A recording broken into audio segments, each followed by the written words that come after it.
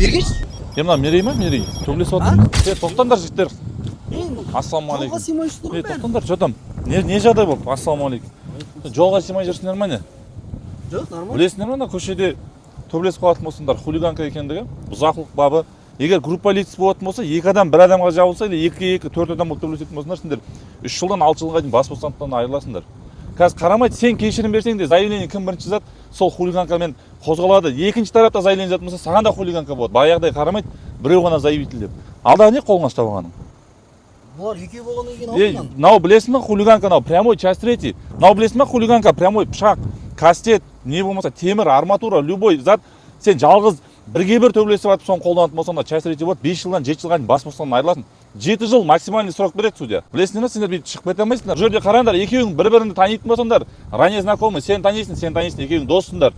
Көшеде жүріп, ерегіс қап төбелесіп қалатын болсаңдар, ол кезде нанесен телесін повреждение, дене жарақаты қандай стадияда келтіресің, сондай болады. А егер танымасаң, сен бұның бетінен әшейін 1-2 удар соққы жазсаң, соны жеткілікті. Разница жоқ, ол больницаға жатпай ақ қойсын. Сап-сау болып жүре берсін, бірақ сен 7 жылға сотталасың сол үшін. Сен де сотталасың, онда сотталасың. Разница жоқ. Арыз жазсын, жазбасын, по факту қозғалатын қылмыс.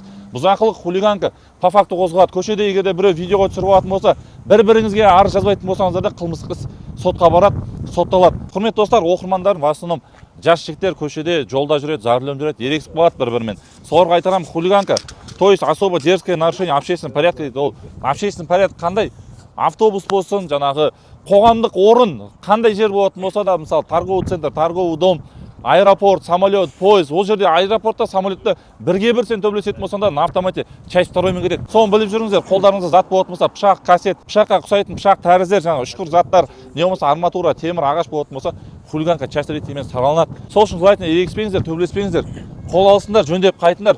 Жолға сыймай жүрсіңдер емес, қазақтың жігіттері бір-бірімен олай төбелесіп күштерін көрсетпеңдер. Мықтысыңдар ма? Күштерін шетелге барып көрсетіңдер, барып. Боксер болыңдар, олимпийский чемпион болыңдар, спортсмен болыңдар, Шафқат жүр ғой. Шафқат сияқты болыңдар, әлемді бағындырыңдар, қазақтың туын желбіретіңдер. Қымбатты достар, видео пайдалы болса, лайк басып, Әділетхан парақшасына тіркеліп қойыңыздар. 1 миллионға аз қалды. Әдекеңді мен өзім көндіріп алдым, білесіздер ғой. Әдекеңе тіркелгендердің оқырмандардың арасынан iPhone 17 сыйлайтын боламыз. Сол үшін видеоға лайк басып, төбелескіз кипишной әңгіме бәлез деп қалған достарыңа видеоны жіберіңдер, көрсін. Аман болыңыздар. Иншалла, біргейік, ұрыспайық, тату болайық.